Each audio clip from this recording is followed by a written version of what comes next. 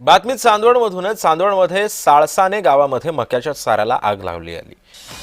गावामध्ये दारूचं दुकान बंद करण्याच्या कारणावरून ही आग लावण्यात आली आहे. आगीमध्ये संपूर्ण मक्याचं पीक जळून खाक झालंय.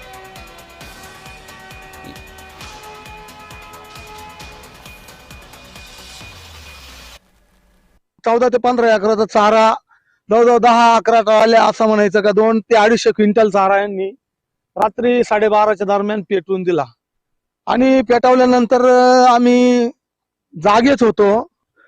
मी थोडस मळ्यामधून पाणी भरून आलो होतो शेतीला पाणी देऊन आणि हातपाय धुवत होतो. हातपाय धुवत असताना मी माझे एक छोटं कुत्रं आहे. कुत्रं भुकल्यानंतर मी बघितलं नेमकी कोण आहे.